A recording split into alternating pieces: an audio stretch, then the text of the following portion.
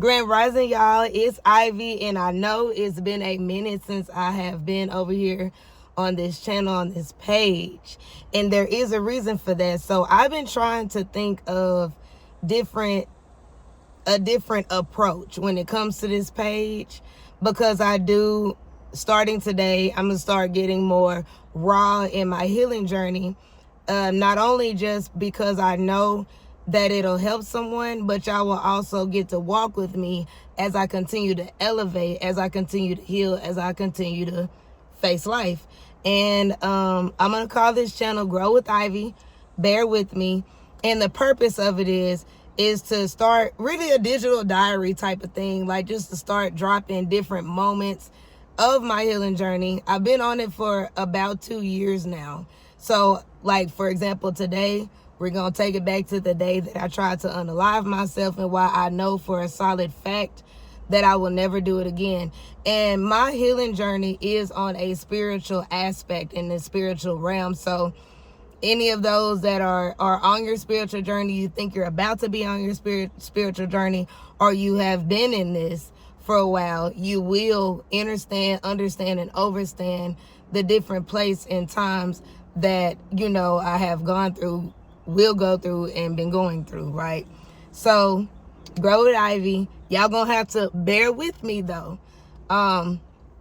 So welcome to that. Tap into it.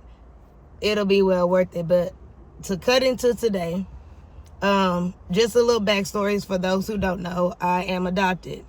I was adopted back in 91 at the age of 3. So the first 3 years of my life, I was in foster care. Then I was adopted. And I am one of those adoptees with a story. A heavy one, a good one, full of purpose. And so I'm going to reflect on today. So I was adopted, and I was fortunate enough to find and reconnect with my biological family. However, when I found my family, I learned that both my biological parents have transitioned. My daddy transitioned in 2003. My mama transitioned today, this time 15 years ago, in 2009. And she passed away. I found my biological family about 1.5 years after mama transitioned. So yeah. And today, July 17th, 2009, is the day she passed away. We'll dig into that another time, another series. But today, I want to reflect on why I will never try to unalive myself. And I'm also going to reflect on how I know, even though I was adopted, excuse that fly, even though I was adopted, I still understand my purpose in my biological family with the generational barriers that I am bringing down. Not trying to, I think I have to, I know that I am. Okay, and I almost messed it up when I tried to unalive myself. So, January 1st of 2022, I tried to unalive myself by popping. I don't know what I can say, but y'all get what I'm, talking about. And when I tell y'all there's no physical reason why I should still be here to even do this, but God, the God within me, my spirit guides, my angels, my protectors. I'm telling y'all, I took that many. I know for sure I took more than 10 within an hour. Okay? And so, I tried to do that. Now, y'all, when I tried to unalive myself, I was really at a breaking point in the midst of my separation, in the midst of finding out the deeper details of my adoption, then digging more into my biological parents' background, like, where they live, what they did, what they da-da-da-da-da. This was before I found out what I found out, on top of my big sister, who I connected with instantly when I found them, passed away October of 2023. So we talking about, spirit hadn't even shown me nothing yet, but it felt like, I'm not going to dismiss what I have been through, right? Let me stay focused. So I very much so can't explain why I'm still physically here, other than it was meant for me to still stay. right? So speeding forward, as I've been learning more about my mom and where she stayed and, you know, what she did and what she didn't do, I'm learning, physically learning, like going to where she, like I'm putting my feet where she's been, you know, so just learning things about mama. So I took the courage after about 1.5 years going into my healing journey.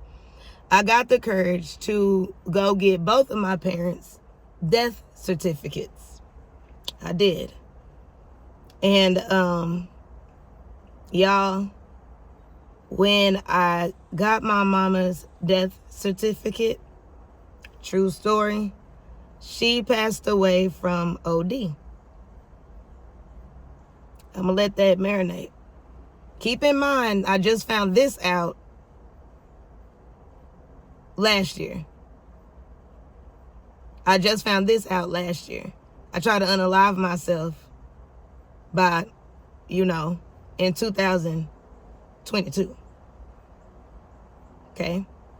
Come to find out that she OD'd. And they actually have it labeled as an accidental one. So, side note, my mom still had the same habits as she did when she lost her rights to me. Up until she passed away, on and off. So, but yeah, that's how my girl got up out of here.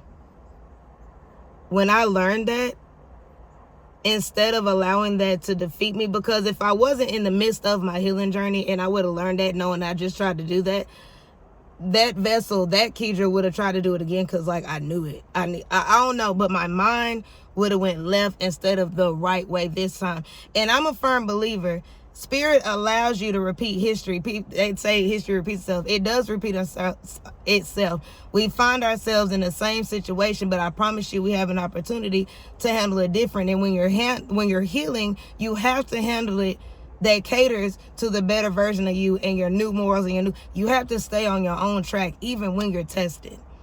So when I found that out, it put fire under me, and I vowed to myself that I will never, ever try to unalive myself again.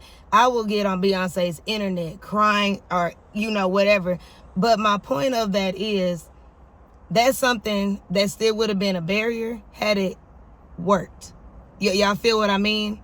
So even though I didn't get to be raised in my biological family, I still have an assignment for my biological family and my family, and even my husband's story for another day, but I'm speaking on the spiritual aspect. It was meant for this. All of this was meant. It hurts.